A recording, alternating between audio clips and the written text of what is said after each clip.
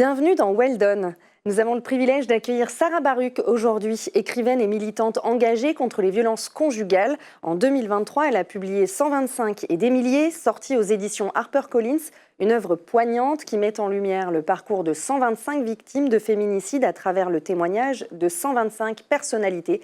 Sarah est également intervenue dans le documentaire Vivante de Claire Lajeunie, dans lequel elle raconte son propre combat en tant que femme victime de violences conjugales.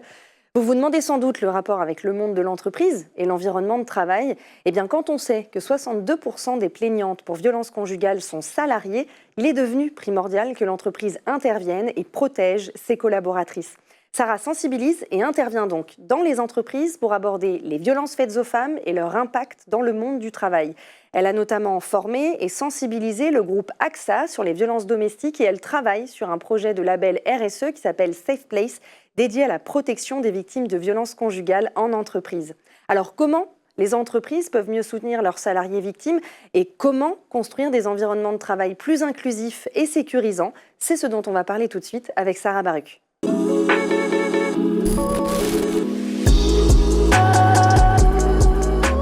Bonjour Sarah. Bonjour Claire. Bienvenue. Alors, vous avez été vous-même victime de violences conjugales il y a quelques années, d'où votre combat pour cette cause aujourd'hui et ce pourquoi vous êtes là.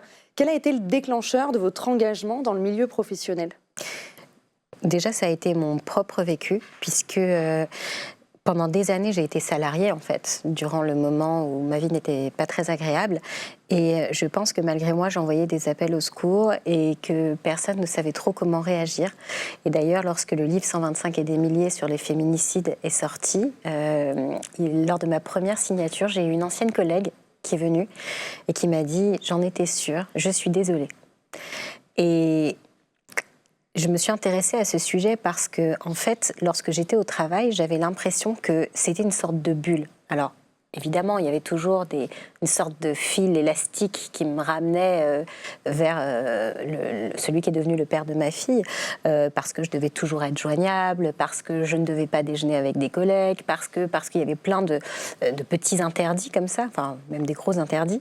Cela dit, il n'était pas présent sur mon lieu de travail.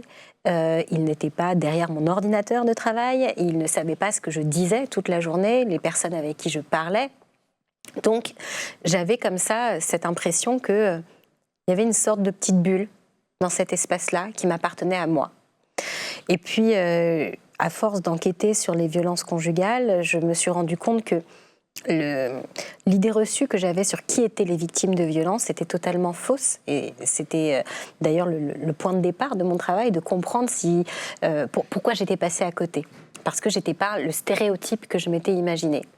Et en fait, j'ai découvert en lisant nombre d'études françaises et étrangères que la femme victime, recluse dans un coin, qui ne travaille pas, c'est absolument pas la majorité des victimes de violences conjugales. Que selon l'étude FAS, 62% des femmes qui portent plainte pour violences conjugales sont salariées.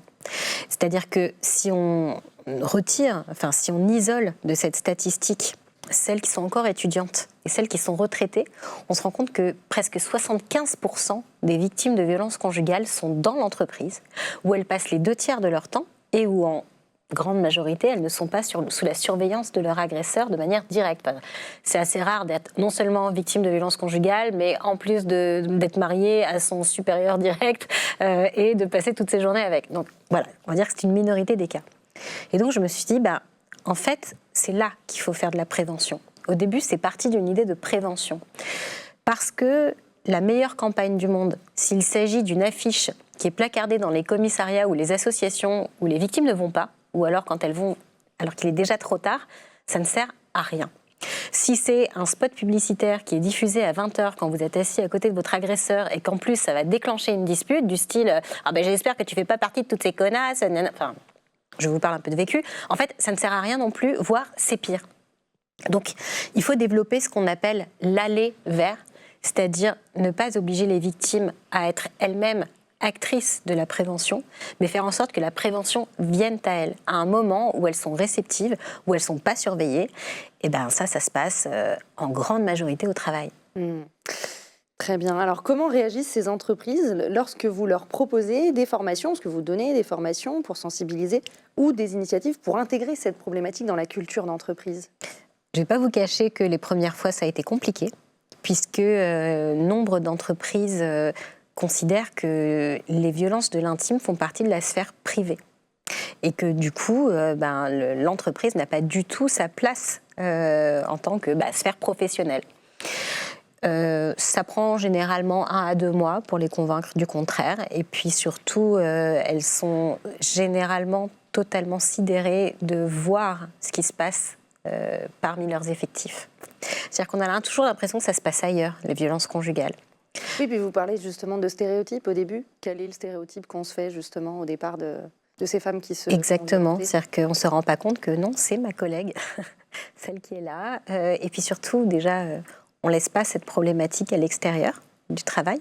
On l'emporte avec soi, mais c'est comme toutes les questions du care, en fait. Jusqu'où l'entreprise doit investir la vie de ses collaboratrices et collaborateurs.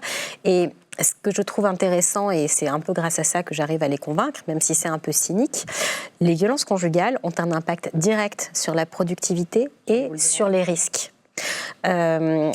Toujours dans cette même étude, parce qu'il y en a très très peu qui s'intéressent à ce sujet pour l'instant, et le chiffre est semblable dans toute l'Europe, uniquement à travers la mesure de 2 indices, qui sont les absences ponctuelles et les coûts de licenciement.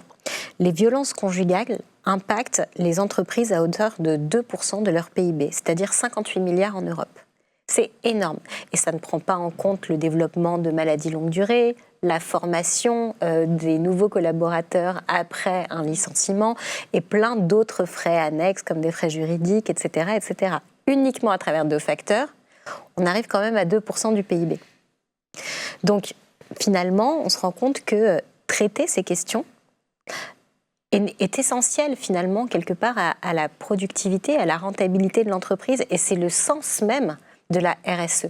C'est-à-dire que moi, dans une vie préalable, j'ai été experte RSE, et la base de la responsabilité sociétale des entreprises, c'est d'évaluer les risques. À partir de quand un risque immatériel devient matériel. Et en l'occurrence, les violences conjugales représentent un risque à beaucoup de niveaux, qu'il s'agisse du risque de productivité, de cohésion des équipes, qu'il s'agisse du risque économique, parce que, encore une fois, tout cela engendre des coûts, mais il y a même une question de risque juridique, c'est-à-dire que vous ne pouvez pas être attaqué s'il y a un cas de féminicide au sein de vos équipes en tant qu'entreprise, mais des collaborateurs qui auraient pu se rendre compte de quelque chose peuvent être accusés et convoqués par la police pour non-assistance à personne en danger. Et si rien n'avait été mis en place par l'entreprise, ils peuvent, par effet de ricochet, se retourner contre l'entreprise. Et puis, il y a toutes les questions de risque réputationnel. Si vous êtes une entreprise qui affiche un engagement en faveur de la diversité et puis que parmi vos effectifs, il y a une tête d'affiche qui est accusée dans des affaires de maltraitance, de harcèlement, de viol, etc., c'est un problème pour vous, et surtout, vous ne pouvez rien faire si ce n'est pas inscrit dans une charte RSE. Donc c'est très important, au contraire, de s'intéresser à ces sujets. Alors justement, comment les DRH, en l'occurrence, là on parle des DRH, mais comment on peut repérer en entreprise les signes de violence conjugale chez les salariés? Alors, il y a effectivement ce qu'on appelle les signaux forts, qui vont être des traces physiques, mais qui sont en réalité la minorité dans l'ensemble des violences. Les associations qui luttent contre les féminicides sur le terrain estiment que dans 60% des cas de féminicide, c'est-à-dire quand la femme finit par mourir de ces violences conjugales, dans 60% des cas, la mort est survenue au premier coup. C'est-à-dire que la grande majorité des violences conjugales, c'est ce qu'on appelle le contrôle coercitif, qui englobe les violences psychologiques, les violences matérielles, les violences sexuelles, bref, tout ce qui va relier une victime de manière invisible à son agresseur. Donc, ça va être du harcèlement, ça va être des menaces, ça va être d'être suivi, ça va être des grosses colères, des insultes qui vous sidèrent et qui font que par la suite, vous avez tellement peur de la dispute que vous finissez par vous auto-limiter. Ça, c'est la grande majorité. Donc ça ne se voit pas. Donc ça ne se voit pas. En revanche, ça a un impact sur le comportement. Parce qu'effectivement, quelqu'un qui ne va jamais se rendre à des séminaires, qui ne va jamais se rendre au dîner ou au déjeuner d'équipe, qui ne va jamais pouvoir faire des déplacements de manière prolongée, voire même pas de déplacement du tout, qui va changer d'habitude vestimentaire, d'habitude alimentaire, qui va perdre du poids beaucoup, prendre du poids beaucoup, en fait, qui va arrêter de se maquiller, qui va du jour au lendemain arrêter de mettre des talons, ou qui va passer un maximum de temps au bureau sans qu'on comprenne pourquoi, parce qu'elle n'a pas nécessairement une tâche qui implique de passer autant de temps, ou au contraire, quelqu'un qui va s'absenter de plus en plus et qui va jamais partager vraiment ce qui se passe chez elle. Voilà, vous allez partager des photos de vacances et puis elle a pas grand-chose à partager. On a l'impression qu'elle est très cachotière, voire méprisante. En fait, généralement, on a des alertes. Mais on est une société où on n'est pas toujours sûr de notre instinct et on va plutôt mettre ça sur le compte de « elle s'en fiche ». On n'est pas à l'aise aussi. On n'est pas à l'aise. On ne pas demander parce qu'on se dit qu'on est trop intrusif. Exactement. Alors qu'en réalité, on passe à côté d'une main qui pourrait être tendue. Donc voilà, c'est l'ensemble en fait de ces signaux qui, mis bout à bout, constituent une constellation de signaux faibles qui doivent alerter. Est-ce que les entreprises, vous allez me dire oui, mais de manière générale, de plus en plus d'entreprises sont-elles prêtes, en tout cas au-delà de la sensibilisation, à mettre en place des dispositifs concrets de soutien pour les salariés qui sont victimes de violences conjugales ? Je dirais que c'est pas si simple parce que à chaque fois que j'interviens en entreprise, elles sont très motivées à l'idée de faire quelque chose après avoir vu finalement certaines collaboratrices venir me voir à la fin en pleurs, en se rendant compte que sont complètement passées à côté. Mais en tout cas, au début, lorsque j'ai commencé à intervenir en entreprise, elles ne savaient pas forcément quelle était leur place. Et c'est d'ailleurs pour ça que je me suis intéressée à cette question et que j'ai créé un label RSE qui s'appelle le label Safe Place pour aider les entreprises à agir en tant qu'entreprise. C'est-à-dire que je ne leur demande pas de devenir des assistantes sociales, que toutes les DRH deviennent médecins du travail. Ce n'est pas l'objectif. Une entreprise, elle doit avoir des clés pour agir selon son spectre et pas plus. Mais c'est déjà énorme parce qu'en réalité, les entreprises sont là où l'État et le reste de la société ne sont pas. Et donc, elles ont un rôle unique. Et dans ce label Safe Place, il s'adresse au départ et en premier aux collaboratrices et collaborateurs à travers une quarantaine d'actions très pragmatiques que j'ai listées et que je propose aux entreprises. Alors, je ne leur dis pas de faire les 40 d'un coup, je leur demande d'en faire 3 la première année et d'en rajouter une les années suivantes. Mais je vais vous donner des exemples assez simples. Autoriser une ou un, d'ailleurs, salarié à aller porter plainte sur le temps de travail. Parce que quand on subit des violences chez soi, on n'a jamais 3 heures le samedi après-midi pour aller au commissariat. C'est impossible en fait dans le quotidien des violences. Alors que si on a l'excuse d'être au travail et d'être potentiellement dans une réunion où ça ne capte pas, ça va être compliqué, mais on a une excuse, on a un alibi.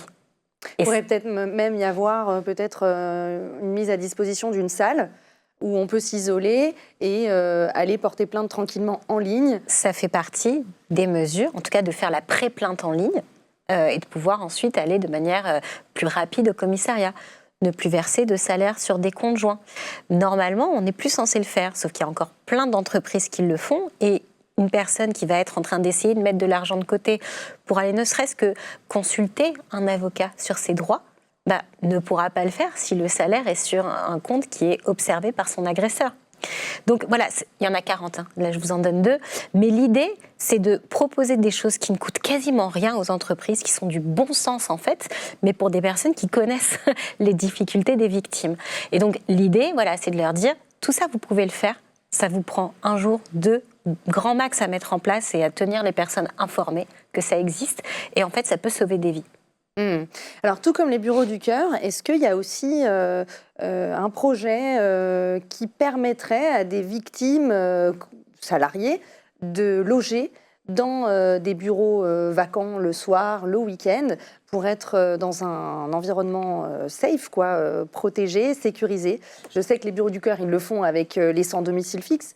Il y a beaucoup d'entreprises du coup qui se sont mises à collaborer avec les bureaux du cœur pour mettre à disposition leurs locaux pour ces sans domicile fixe, mais ça peut être mis en place pour les femmes violentées. Tout à fait. Alors, il y a des initiatives, mais ce n'est pas un élan, je dirais, national. Il y a des entreprises, en fait, qui font cela.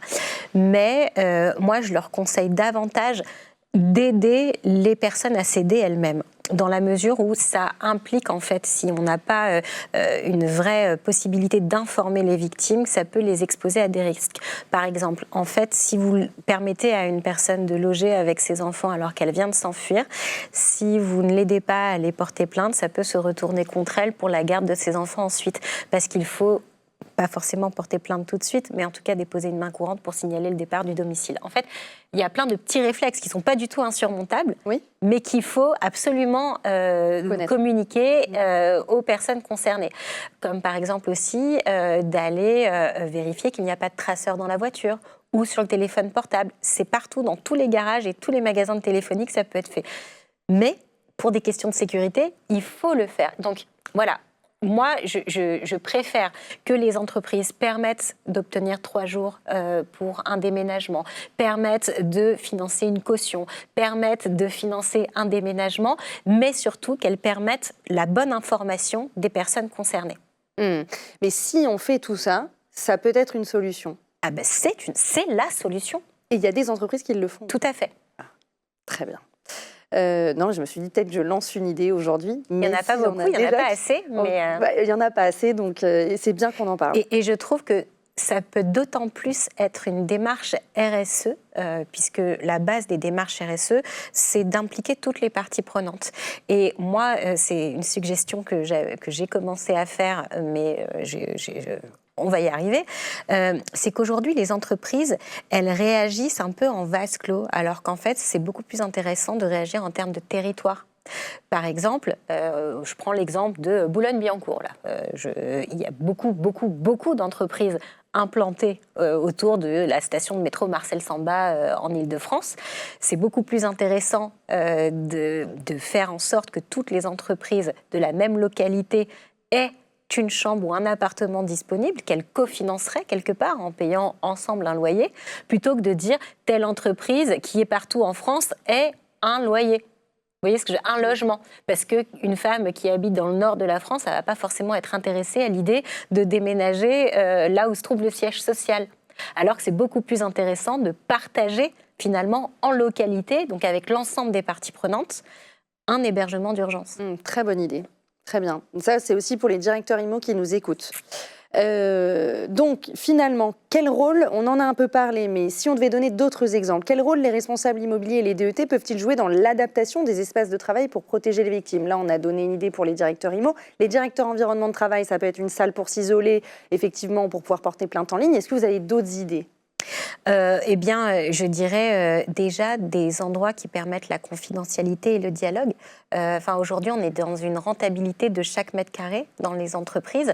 Et l'endroit de la machine à café, comme on a tendance à le dire, c'est au contraire l'endroit où tout le monde passe. Donc, c'est compliqué. Je dirais des endroits où réellement faire de la prévention.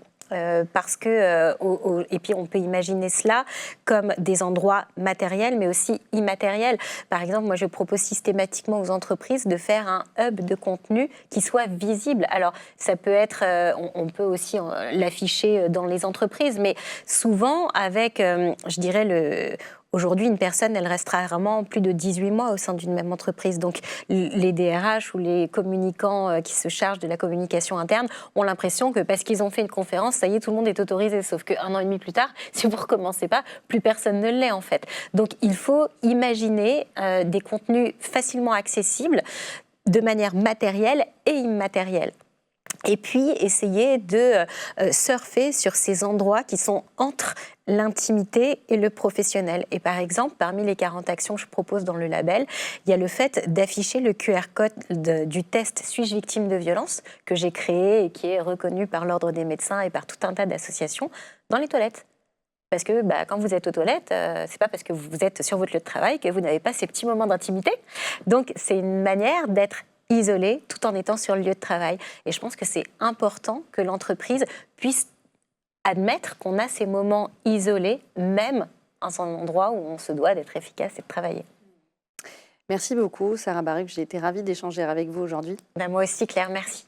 Et puis merci à tous de nous avoir suivis. Prenez soin de vous, prenez soin de vos collègues, soyez attentifs, restez à l'écoute.